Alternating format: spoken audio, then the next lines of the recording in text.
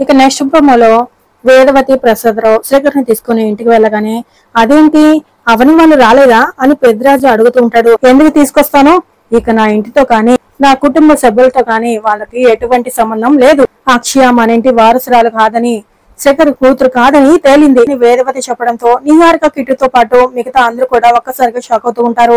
వెంటనే వేదవతి, శేఖర్ ఇక నువ్వు అవని గురించి ఆలోచించొద్దు, దాన్ని ఒక మనిషిగా మాత్రమే చూడు, భార్యలా చూడకు అని వేదవతి చాలా సీరియస్ గా చెప్తూ ఉంటుంది. ఇక శేఖర్ మాత్రం చాలా బాధపడుతూ షాక్ అవుతూ ఉంటాడు. మరోవైపు అవని కూడా బాధపడుతూ ఉంటుంది. ఇక ఇంకోవైపు సత్య DNA రిపోర్ట్ కి సంబంధించిన డాక్టర్ కి ఫోన్ చేసి thank you so much for your help, నేను చెప్పినట్టుగా మీరు DNA రిపోర్ట్స్ ని తారుమారు చేశారు. అక్షయ శేఖర్ కూతురని రిపోర్ట్స్ చెప్పిన నిజాన్ని సమాధి చేసి అక్షయ్ కు శేఖర్ కు మధ్య ఎటువంటి రక్త సంబంధం లేదని కొత్త రిపోర్ట్స్ ని తయారు చేసి ఇచ్చారు, ఎప్పటికీ మీకు రుణపడి ఉంటాను అని ఫోన్ లో డాక్టర్ గారికి చెప్పేసి ఇక సత్య ఫోన్ పెట్టేసి వెనక తిరిగి చూడగానే ప్రభావతి కోపంతో రగిలిపోతూ చూస్తూ ఉంటుంది. ప్రభావతిని చూసిన సత్య ఒక్కసారిగా షాక్ అవుతూ ఉంటాడు.